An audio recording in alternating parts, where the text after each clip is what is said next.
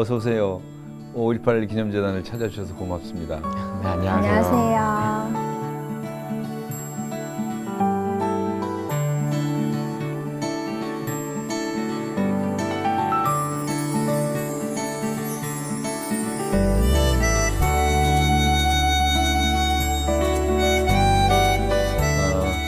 여기 와보시니까 어때요?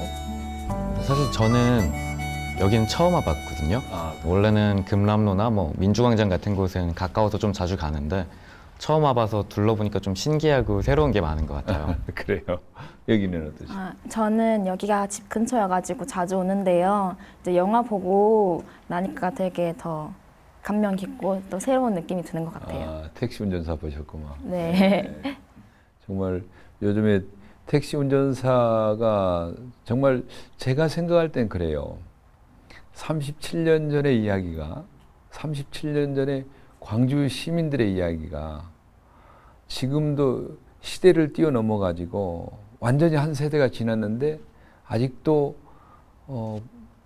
이 시대를 사는 사람들에게 소통할 수 있고 공감을 끌어낼 수 있는 그런 이야기들이라는 거, 나는 그게 이번 그 택시 운전의 가장 중요한 점이다. 그리고 5.18에서는 그러한 그 내용들, 그러한 이야기거리가 너무 많고. 공수놈들도 서울대시는 다 잡아들인다 않아요.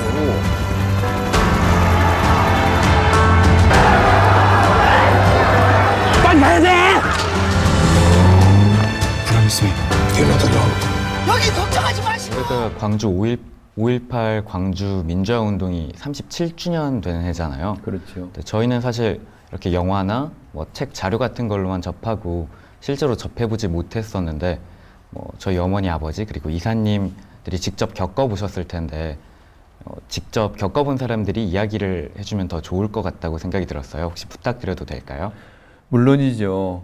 물론인데 그 상상할 수 없는 일들이 일어났기 때문에 여러분들이 때로는 지금 왜곡이라고 하는 것이 심해지는 것들도 우리가 교육받은 그 상상 속에서 5.18을 그대로 뭐랄까 떠올린다면은 이해가 잘 안 될 거예요. 예를 들면은 그 국민의 세금으로 양성돼서 국민의 재산과 생명을 보호해야 될 군인들이 대낮에 그 큰 도로에서 그냥 아무 죄도 없는 시민들을 아주 강압적으로 폭행을 하고 또 죽이고 칼로 찌르고 이랬다는 것이 상상할 수 있는 일인가요? 근데 그런 상상할 수 없는 일들이 37년 전에 바로 이곳에 일어났죠. 그렇기 때문에 광주에 사는 사람들이 늘 안타까워하는 것이 억울한 거예요. 우리가 당했던 이야기를 아무도 믿으려고 하지도 않고 또 언론이 차단돼 있기 때문에 그 이야기들이 효과적으로 전달되지도 않고 이런 것들이 참 답답한 시간들이었죠. 그러면 그 끔찍한 일들이 광주에서 벌어지게 됐던 이유가 대체 어떤 일이었을까요? 그러니까 광주 시민들이 처음에는 이건 뭔가 공수부대의 지휘관이 과도한 진압을 했다, 과잉 진압을 지시를 했다, 이렇게만 처음에는 생각을 했죠. 근데 나중에 지금 밝혀지고 있는 건 뭐냐면은 전두환과 신군부 일당이 내란을 일으킨 거예요. 그러니까 내란이라고 하는 정권을 잡기 위해서 한 거죠. 그러니까 이렇게 이제 거꾸로 지금 돌이켜보면 이런 거예요. 내란을 일으키려고 하는 전두환 집단이 의도적으로 시민들에 대해서 폭압적인 그런 그 행위를 한 거예요. 그때 광주 시민들은 어떻게 반응을 했냐면은 평화적으로 하면서 군이 과잉 진압했던 것을 인정해라. 그리고 사과해라. 그리고 무조건 연행했던 이 시민들과 학생들을 풀어주라. 이런 게 이제 시민들의 요구사항이었단 말이에요. 그런데 내란을 일으킨 사람들 입장에서는 내란을 일으킨 놈들은 뭐예요? 정권을 잡기 위해서 지금 일부러 내란을 일으켰는데 거기에 저항하는 사람은 무조건 이제 두들겨 패고 죽이고 이게 지네들의 이제 첫 번째 해야 될 일이었는데 그 잘못된 걸 과잉 진압을 인정하라고 하면 인정하면 어떻게 됩니까? 내란이 없어지잖아요. 그러니까 그 사람들의 경우는 지금 생각해 보니까 이 신군부는 광주 시민들을 더 강하게 압박하고 죽일 수밖에 없는 그런 상황이었다. 이렇게 이제 이해가 돼요. 그러니까 이해할 수 없는 거지만 이해가 이제 그렇게 되는 거예요. 퍼즐이 맞춰지는 거예요. 그러니까 내란이라고 신군부가 내란을 일으켰다라고 하는 것은 1997년 대법원이 판결을 그렇게 했어요. 그러니까 대법원의 판단이기 때문에 아마 그것은 바뀌기 어려운 것일 거라고 생각합니다. 네, 그렇게 밝혀지고 있는 부분이 있지만 아직도 밝혀지지 않은 부분이 많이 있잖아요. 그렇죠. 네. 네. 근데 그게 37년 동안이나 있었는데 이렇게 되오면서 어떻게 진상 규명을 위한 과정들이 이루어졌는지 알고 싶어요. 광주 시민들이 위대한 점은 바로 그런 점이에요. 열흘간의 1980년 항쟁이 끝나고 나서 광주 시민들은 그 항쟁 과정에서도 억울했고 항쟁이 끝나고 나서도 억울했어요. 예. 그래서 늘 처음에는 희생자들 중심으로 진상이 규명되어야 된다라고 이야기를 한 거예요. 멈추지 않고 그때부터 시작을 한 거예요. 그러니까 처음에는 사실은 광주 항쟁의 희생자들이 돌아가신 분이 있고 부상당한 분이 있고 구속된 분이 있었어요. 재판받는 분들. 근데 그 초기에는 돌아가신 분들은 돌아가셨기 때문에 그걸로 일단 이제 유족이 생겼고 부상자들은 그때 아파서 병원에 주로 많이 있었고 구속자들은 감옥에서 재판을 받았어요. 그러니까 재판받는 사람들 중에서 사형 선고를 받은 분이 있었어요. 이런 분들을 이제 살려내는 것이 우선 이제 급한 일이었어요. 근데 그 과정에서 이 고명운동을 하는 과정에서 진상을 설명을 해야 됐어요. 광주에 어떤 일이 일어났다. 그렇게 하면서 진상규명 활동이 시작이 됐고 그것이 1987년까지 모든 대학과 젊은이들이 광주 항쟁의 진상을 규명하라고 하는 그런 이슈를 가지고 학내에서 또는 민주화를 위한 시위를 했죠. 그게 60항쟁, 1987년까지 연결이 되는 거예요. 근데 거기 중심에 광주 시민들과 광주의 희생자들이 있었다라고 하는 것이 자랑스러운 거죠. 결국엔 그들이 소위 직선제 개헌이라고 하는 것까지 연결시키는 그런 60항쟁까지의 지난한 진상규명 투쟁을 한 거죠. 그래서 지금 이번에 맞은 37주년 기념행사가 조금 더 인상 깊고 뜻깊었던 것 같은데 여기에 대해서는 어떻게 생각하시나요? 정말 놀라운 일이 일어났죠. 37년 기념식에서.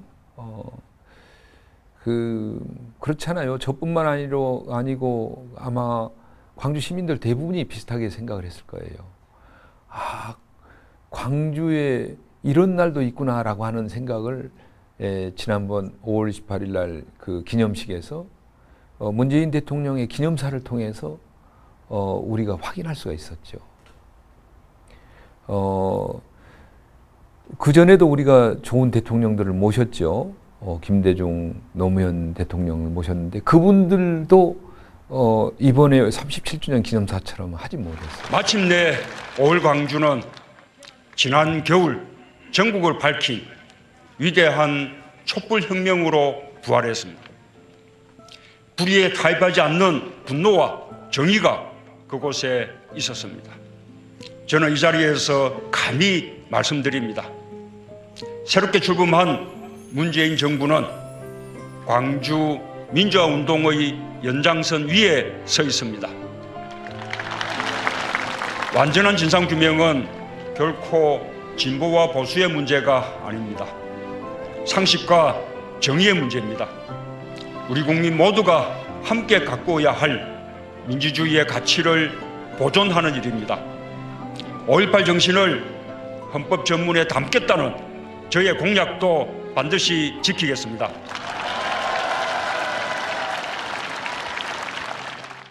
아까 말씀하실 때 왜곡되고 잘못 이야기되는 것들이 많다라고 하셨었는데 예를 들면 헬기 사격이라던가 숨겨진 이야기들이 많은 것 같은데 거기에 대해서는 어떻게 생각하세요? 아까도 말씀드린 광주 시민들이 늘 억울해요. 왜 억울하냐면 우리는 봐서 눈으로 헬기가 떠서 바로 우리 집 옆집 사람이 헬기가 지나간 다음에 돌아가신 것을 옥상에서 발견을 하고 내가 직접 눈으로 목격을 하고 그랬는데 인정이 안 되는 거예요. 광주 시민 수십 명이 증언을 하고 검찰에 가서도 증언하고 목사님도 하고 신부님도 하고 그랬는데 대법원에서조차 1997년에 안 받아들여졌어요. 예. 그런데 작년에 그 전일빌딩 10층에서 발견된 그 탄환 자국, 이게 헬기가 아니면 발견될 수 없는 곳에서 위치도 10층이고 또 그리고 10층의 그 이 바닥에서도 탄원이 발견된 거예요. 근데 땅에서 쏘는 것이 어떻게 바닥에서 발견이 됩니까? 그러니까 공중에서 쏠 수밖에 없는 그런 흔적들이 나타난 거예요. 그래서 헬기에서 쏜 것으로 추정되는 것이라고 하는 국립과학수사연구소의 결과가 나온 거예요. 이번에 이제 전두환 그 회고록에 대해서 가처분 신청을 저희 재단이 냈는데 법원에서 이제 그 헬기 기총수사 부분을 인용을 해줬습니다. 이제 앞으로 법원에 다투게 될 텐데 아마 그 부분은 바뀌어질 수 있으리라고 생각합니다. 새로운 증거니까. 또 지만원이라고 하는 사람을 중심으로 해가지고 극우 보수 세력들이 광주에 600명, 요새는 또 1200명이라도 그러는데 하여간 북한군 특수부대가 와가지고 광주 시민들을 위장해서 지금 계엄군하고 싸웠다 이렇게 이야기를 해요. 그런데 문제는 거기에 관련된 많은 그 증거 자료들을 이제 저희가 확보를 했죠. 특히 여러분들은 잘 모르실지 모르겠어요. 그런데 지금도 한국은, 우리 대한민국은 북한에 관련된 정보는 대부분 많은 부분을 미국으로부터 얻어옵니다. 그러면 지금부터 37년 전이에요. 37년 전에는 거의 모든 정보를 미국에서 가져왔다고 해도 과언이 아니죠. 근데 미국의 국가안전보장회의라든가 미국의 국가정보위원회라든가 이런 아주 중요한 회의에서 보고된 내용에 의하면은 북한 정권은 5.18 당시에 특이한 조짐을 보이지 않았다라고 하는 것이 공통된 이야기예요. 그걸 이번에 법원에서 받아준 거예요. 그게 그 미국에서 그 보고된 정보 보고 탑 시크릿으로 분류됐던 것이 공개된 것을 저희가 이제 번역을 해가지고 법원에 제출했는데 그걸 이번에 법원에서 받아준 겁니다. 그래서 북한군 관련된 내용도 이제는 이제 법원에서 그 근거가 없는 문제다라고 이제 일단 가처분해서 인용을 해줬기 때문에 앞으로 법원에서 그 문제를 다투게 될 거고 그런 왜곡은 정리가 되지 않겠냐 그렇게 기대하고 있습니다. 그럼 이렇게 왜곡됐던 이야기들과 또 많은 증거들이 30년이나 지나서 이제야 발견되는 이유들이 또 뭐가 있을까요? 정말 그 미스테리죠. 네. 그런데 아까 제가 처음에 여러분들에게 이야기를 했지만 광주에는 상상할 수 없는 일들이 일어났어요. 대부분의 광주 시민들이 그 분노하고 그래서 분노해서 거리로 뛰쳐나왔지만 각각이 본 사실들은 자기 눈으로 확인한 것 말고는 잘 몰라요. 근데 광주의 모든 지역에서 각기 다른 사건들이 일어나고 있었던 거죠. 예? 그리고 예를 들면 헬기에서 무장 헬기에서 쐈다고 생각되는 탄피가 바나나만한 탄피가 저희 재단에 지금 있습니다. 6개, 7개가 있어요. 불발탄도 있고요.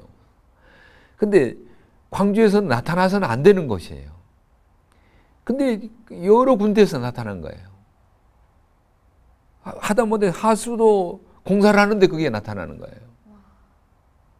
이런 일들이 그 광주 안에 곳곳에서 있었던 거죠. 그렇기 때문에 시민들이 그때마다 필요할 때마다 이야기를 했는데 지속적으로 근본적인 진상규명 활동이 이루어지질 않은 거예요.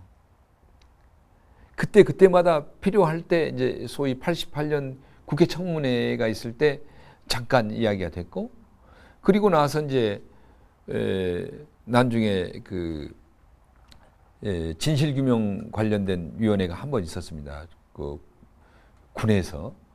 그런데 그때는 군이 제출한 자료만 가지고 또 논의가 된 거예요.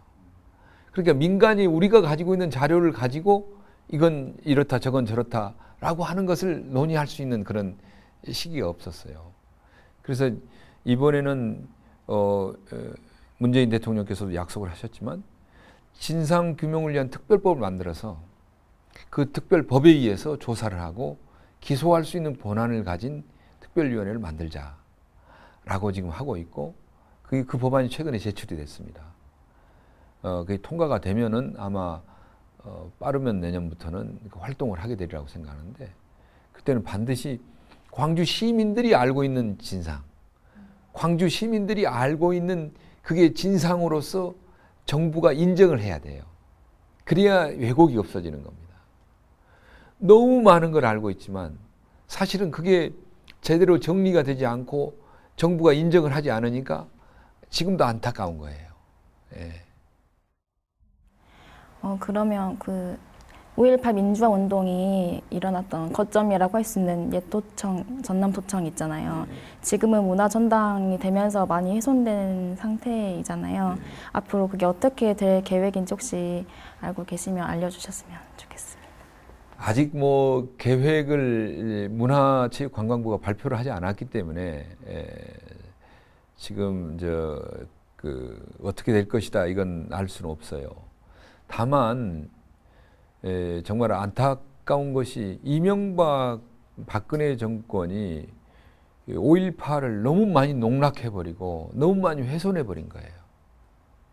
그러니까 아시아문화전당이 노무현 정부에서 국가사업으로 그 아시아의 문화의 발신지라고 하는 그런 의미를 담고 있어요. 5.18 정신을 바탕으로 해서 아시아의 문화를 그 발신하는 발신지로서 역할을 하겠다. 그러니까 5.18 정신이 가장 바탕인데 그 정신이 없어진 거예요. 그 정신이 없어져 버리고 그 원래 국가 계획으로 세워졌던 그런 내용들이 진행이 되지 않고 변형이 돼 버린 거예요. 그래가지고 갑자기 이명박 정부에서 다른 계획을 가지고 지금 진행을 한 것이 지금 오늘에 이르는 거고, 그것이 뭐냐면은 5.18의 마지막 항전지를 소위 말해서 사적지 내지는 기념관으로 사용하지 않고 전시관으로 사용할 계획을 갖는 거예요. 그가 그 안에 엄청난 그 계엄군이 마지막에 재진입을 하면서 사용했던 총알 자국이라든가 탄원들이 엄청나게 있는데도 불구하고 그 벽을 다 헐어버린 거예요, 내부를요. 그래 놓고는 뭐라고 하냐면 우리는 페인트 칠한 것밖에 아무것도 한 것이 없다. 이렇게 말하니까 그냥 전라도 말로 억장이 무너지는 일들을 우리가 지금 만난 거죠. 그런데 약속을 대통령께서 하시기를 그 원형 보존이 돼야 될 필요가 있다고 하셨고, 문화부 장관도 최대한 원형 보존을 하겠다.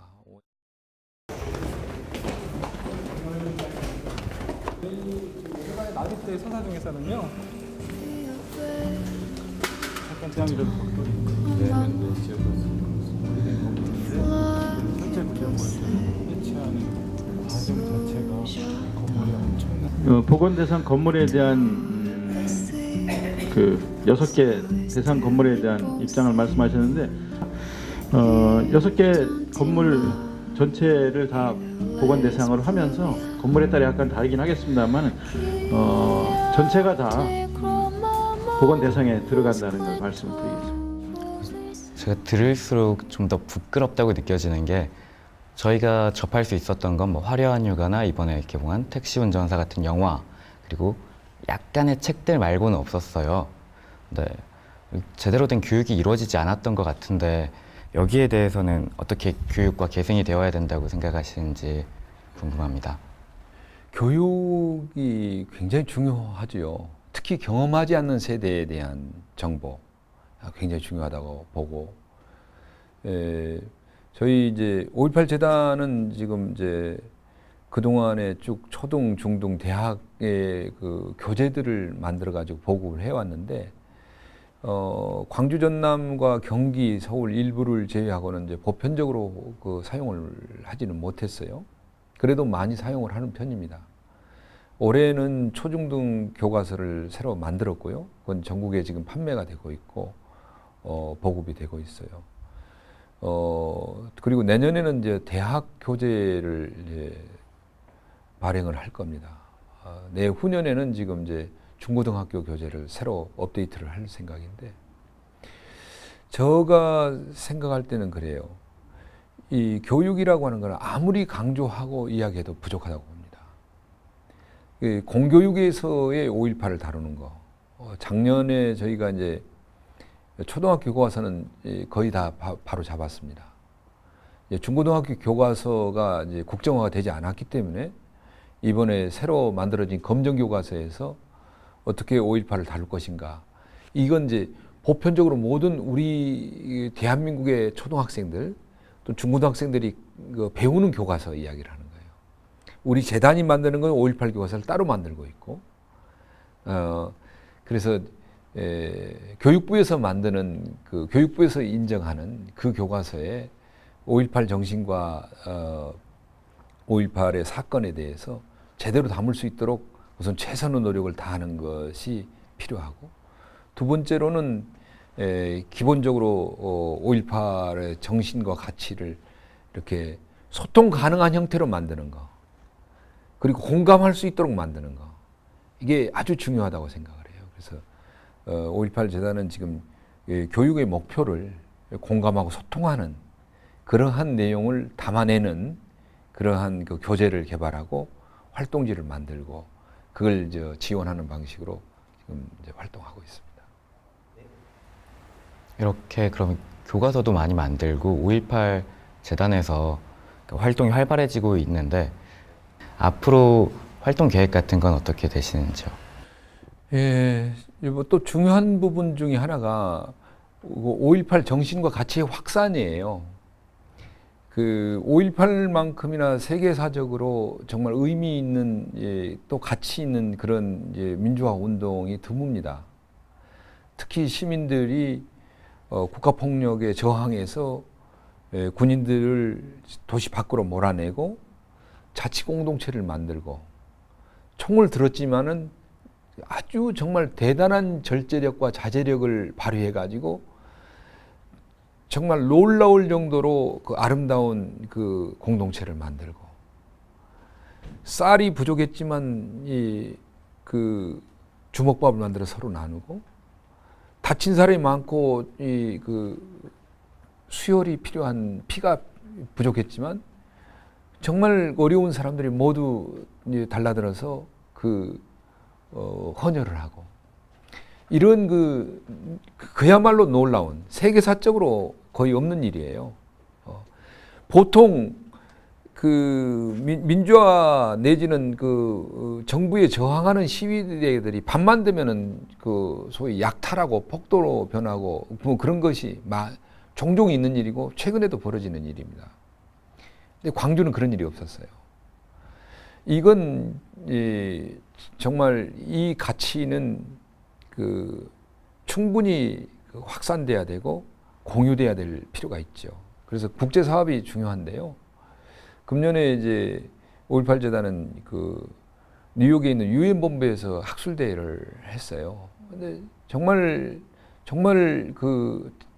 참석한 패널들도 모두 진지하고 좋아했고, 참가자들도 아주 정말 눈물을 흘리면서 그 시간을 보낼 정도로 정말 좋은 프로그램이었습니다. 그래서 5.18 재단이 해야 될 일들 중에 큰 일 중에 하나는 5.18의 정신과 가치, 이것을 국제적으로 확산하고 5.18 정신으로 민주화를 이루는 평화적인, 그리고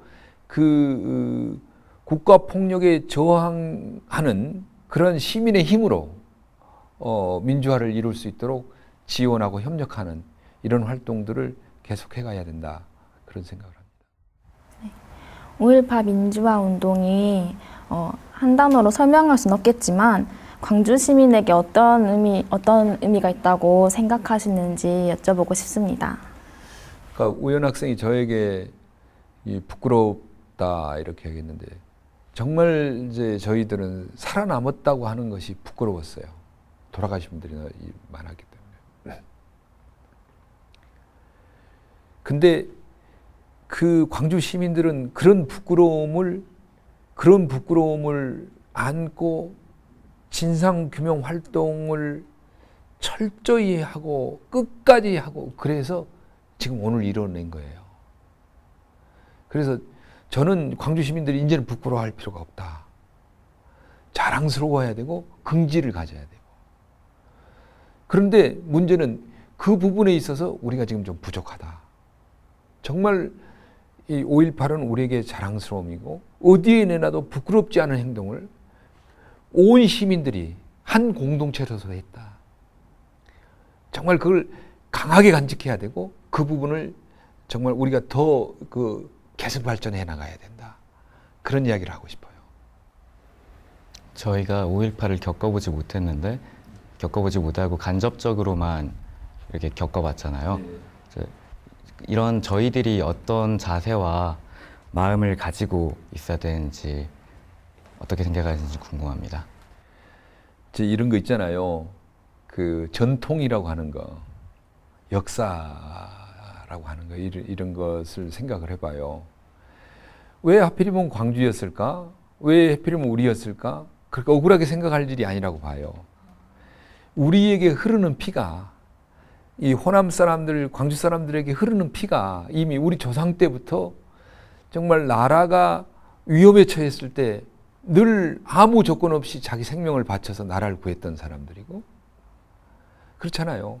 의병전쟁 때도 그랬고 동학전쟁 때도 그랬고, 그 가까이서 보면은 이 광주 학생 독립운동도 4.19도 5.18도 어느 곳 하나에 이쪽 우리 조상들, 우리의 피해가